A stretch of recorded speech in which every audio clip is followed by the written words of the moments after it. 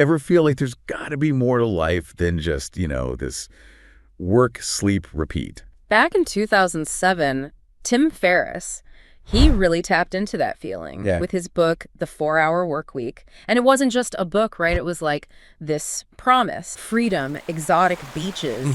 Wow. Oh, and working 4 hours a week. Who wouldn't want that? Okay, I'm not going to lie. That title alone, I was hooked. But, as we dug into the research for this deep dive, we realized it's more than just working less. It's a whole new way to think about, work life. Right. It's true. Yeah. I mean, the 4-hour work week, it was a phenomenon. It really was. It was a cultural phenomenon. And it really resonated with people who felt really trapped by that, traditional 9 to 5. Oh, absolutely. You got to remember, this was before, Before everyone was remote. Remote work was normal. It wasn't like it is today. Yeah, he was ahead of his time. Yeah, almost prophetic. Totally. Really. But did it live up to all that hype? That's the question. That's what we're here to figure out. Let's do it. Let's start with one of the book's, I think, most enduring legacies, The Rise of the Digital Nomad. Suddenly, everyone wanted to be that guy or girl running their business from a beach in Bali. Right. Was it all it was cracked up to be? I don't know. What's fascinating to me is Ferriss didn't just tap into this desire for travel. It was more than that. He tapped into this fundamental shift in how we see work. Oh, interesting. The internet, technology, that was already making remote work possible. Right. Yeah, the tools were there. But Ferriss, he made it desirable. He made it cool. He did. He really did. It was like he painted this picture. Ultimate freedom. Right. Flexibility. I remember the early days of Instagram. Oh, yeah. Everyone was posting from cafes in Paris. Look at me, I'm working remotely. I'm working remotely, but I'm also in Paris having a croissant, so. It felt like a whole new world. It did. And in a way, it was. It was. But with any cultural shift, there are always consequences that you don't see coming. Oh, for sure. What were some of those? Well, I mean, platforms like Upwork and Fiverr, they boomed. They did, yeah. Which, that's great. They offered all these opportunities. Location independence. Right. The good and the bad. But the lines between work and life, they started to blur. Yeah, that's true. And this whole always-on mentality crept in. Remember what Jerry said? Oh, you mean about the working vacation? Exactly. Just because you are somewhere, physically. Doesn't mean you're present. Doesn't mean you're actually there. Right. You're on that beach in Bali, but you're still checking emails. Exactly. So we traded one kind of bad for another. Maybe. It's something to think about. Okay, before we go too far down that road. Yeah, let's switch gears. Let's shift gears to another big theme from the 4-Hour Workweek. Lifestyle entrepreneurship.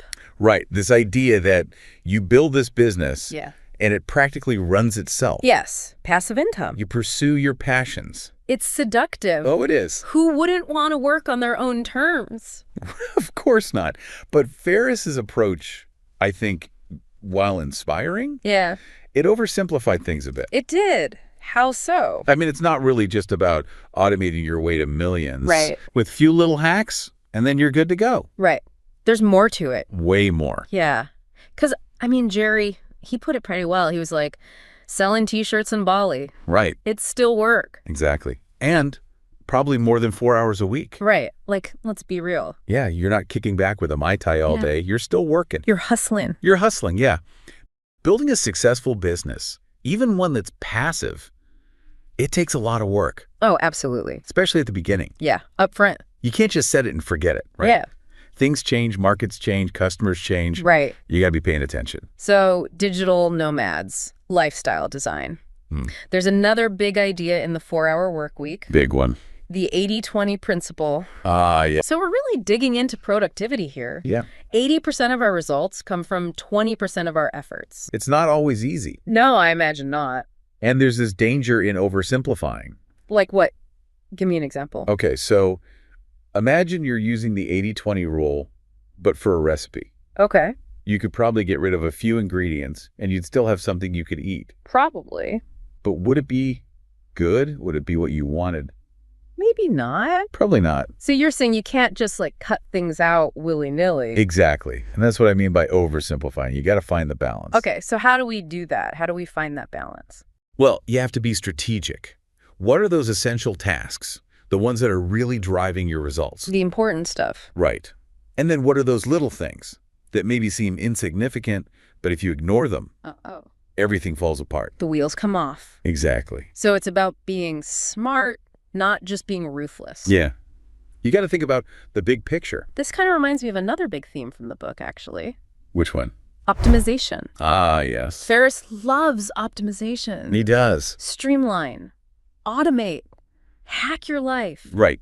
Do more in less time. Again, sounds amazing. Right. Who wouldn't want that? But I can also see how that could be a lot. Oh, totally. And that's where I think things get really interesting. How so? This whole idea of optimization. It's kind of a double-edged sword. Oh, interesting. On one hand, productivity. Yeah. Entrepreneurship. Freedom.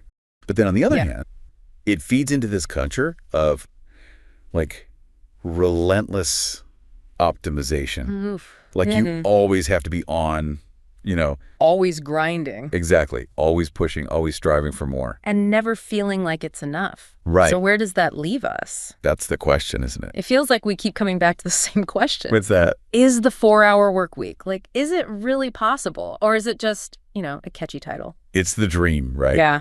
I think the answer is, it's complicated. It depends. Okay, so let's unpack that a little. What's the real takeaway for our listeners?